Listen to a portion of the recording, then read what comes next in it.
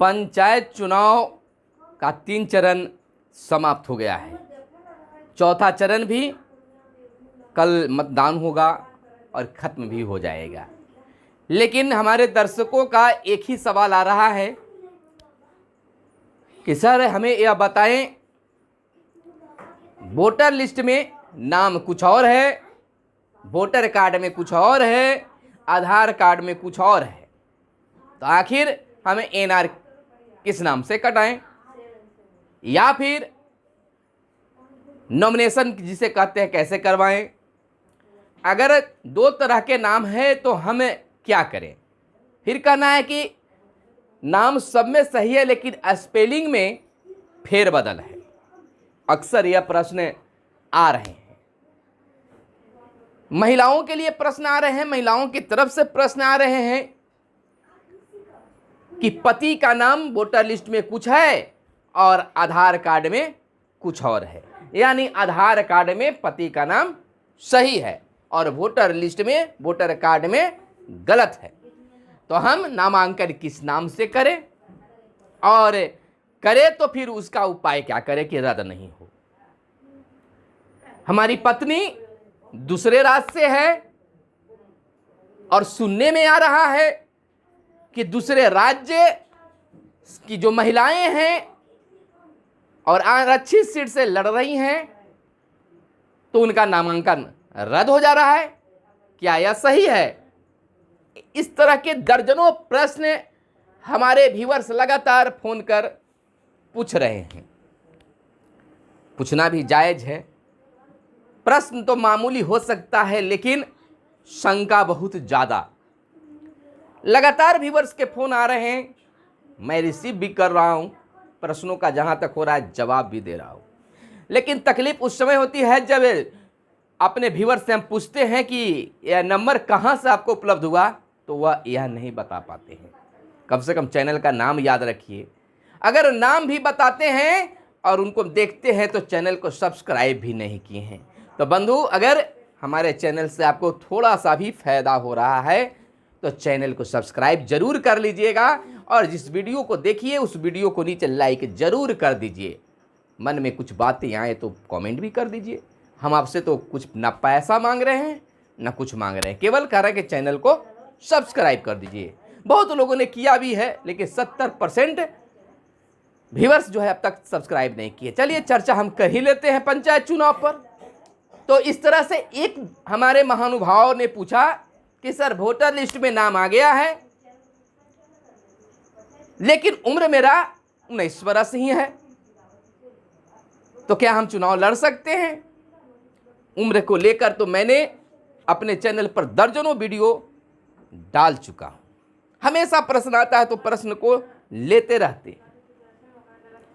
प्रश्न पूछा जाता है कि साहब क्या इस बार फर्जी मतदान नहीं होगा, यानी बोकस वोट नहीं पड़ेंगे, बायोमेट्रिक कैसे काम करता है? इन तमाम सवाल जो है अक्सर हमारे व्यूअर्स जो हैं पूछते आ रहे हैं।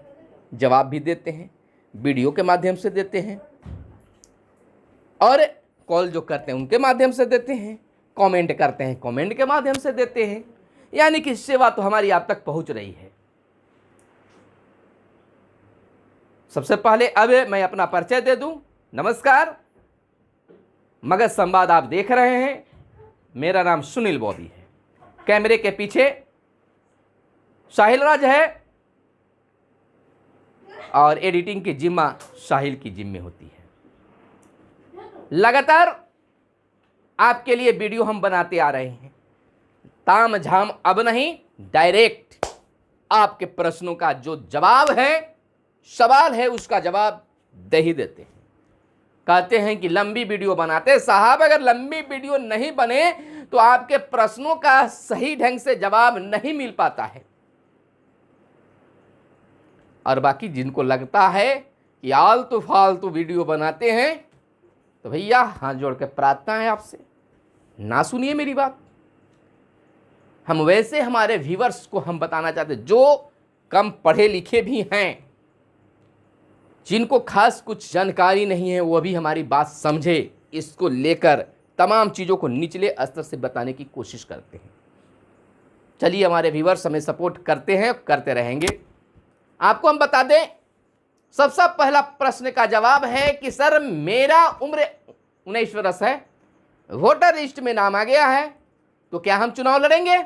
साहब 18 वर्ष के बाद तो वोटर लिस्ट में नाम आना तय है, लेकिन चुनाव लड़ने के लिए, पंचायत चुनाव लड़ने के लिए निर्वाचन आयोग ने आयु सीमा जो है तय किया है 21 वर्ष। या 21 वर्ष चाहे स्त्री हो या पुरुष हो, दोनों पर लागू होता है। अब कल यह प्रश्न न कर दीजिएगा कि आप सर पुरुष के लिए बताए हैं कि स्त्री के लिए, तो दोनों के लिए 21 वर्ष होना चाहिए।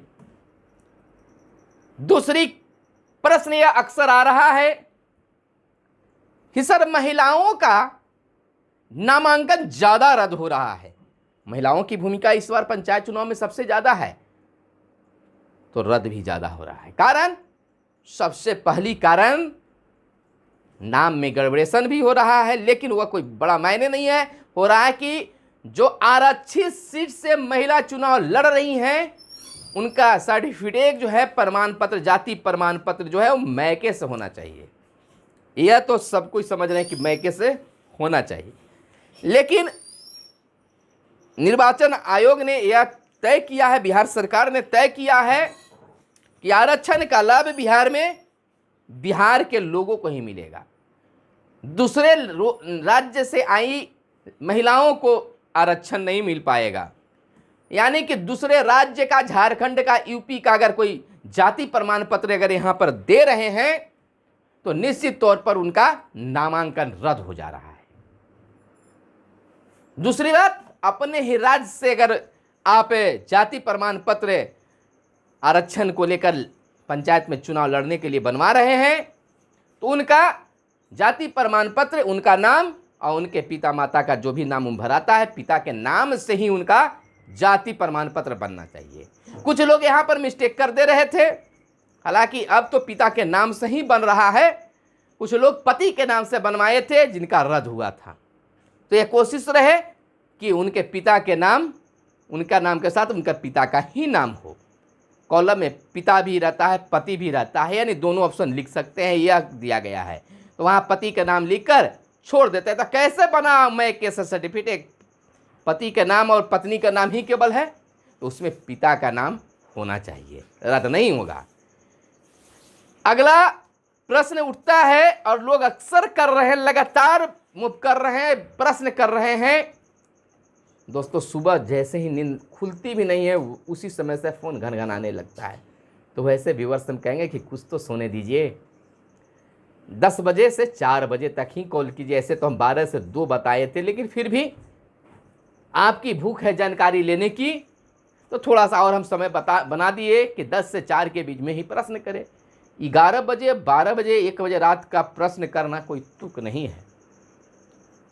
सुबह में समय दीजिए, कम से कम 10 बजे के बाद बात कीजिए। हाँ, ज़्यादा इमरजेंसी हो, तब आप में कोलाहल मचा हुआ है तो कर सकते हैं, कोई दिक्कत नहीं है। कम से कम अपना नाम, स्रोत बताइए, नंबर कहाँ से लिए हैं, चैनल को ज़रूर सब्सक्राइब कर लीजिए। तब हमारी टीम कोई भी जो फ़ोन उठाए वो जवाब आपको दे देंगे। प्रश्न अगला हम लेते हैं, जो अक्सर ये लोग पूछ रहे हैं कि सर यह इस तरह की बातें क्यों हो रही हैं,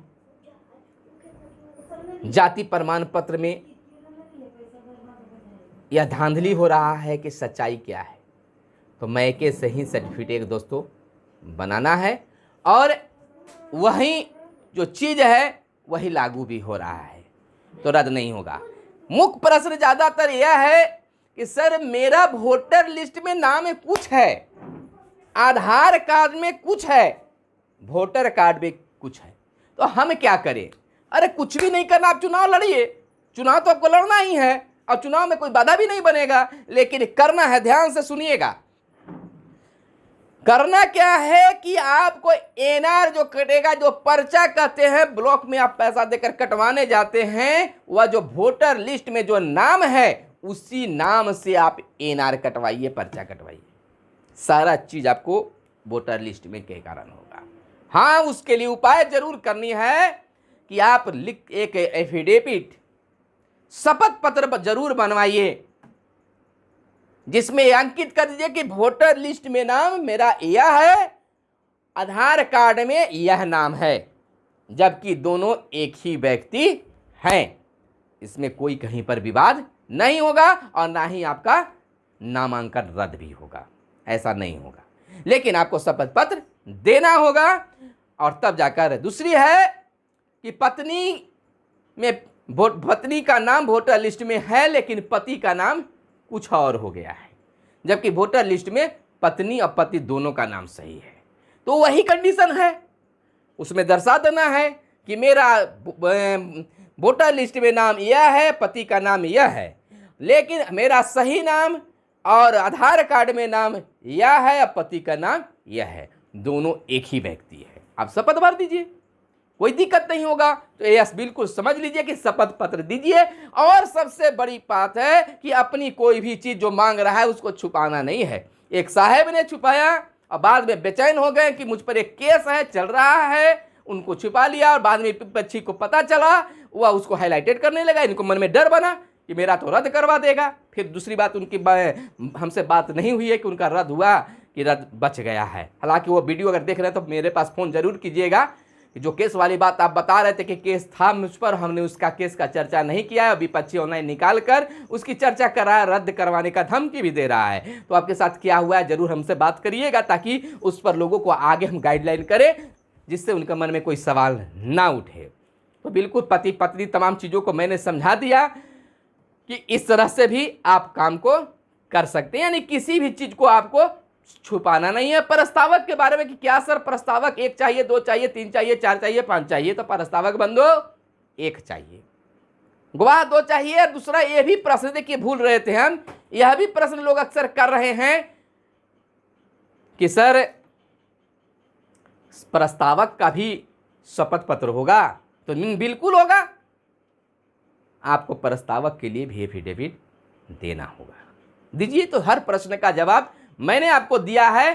तो अब हम आपसे उम्मीद करते हैं कि आप चैनल को जरूर सब्सक्राइब कर लीजिए और खुद के मोबाइल में सब्सक्राइब कीजिए और अपने दोस्त, रिश्तेदार, मित्र मंडली, गांव घर के लोगों से करवाइए। तो जो भी लोग देख रहे हैं तो कम से कम 10 मोबाइल से सब्सक्राइब कीजिए। वीडियो के नीचे लाल रंग से लिखा हुआ रहता है अंग्रेजी में सब्सक्राइब, उसको टच कर देना है।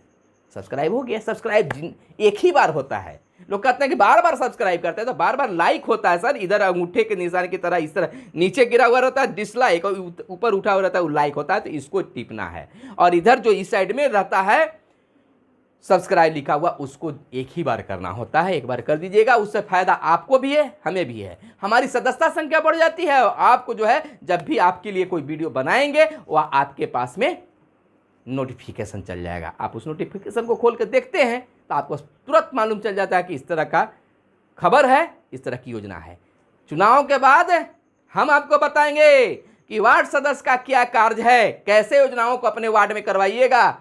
अगर मिलता है आपको काम तो आप कहाँ जाइएगा, मुखिया जी हैं, कौन सा योजना कहाँ पर है, और जो आपका मिला है योजना उससे अलग हटकर कुछ लाना चाहते हैं तो कहाँ से लाइएगा। तमाम चीज़ों पर, योजनाओं पर भी हम आपको जानकारी देंगे। फिलहाल चुनाव का मौसम है तो चुनाव संबंधी ही बताएंगे। तो निश्चित तौर पर लाइक और सब्सक्राइब जरूर कर दीजिएगा। तो फिर मिलते हैं अगले वीडियो में, तब तक के लिए दीजिए इजाज़त। धन्यवाद। जय हिंद, जय भारत, वंदे मातरम।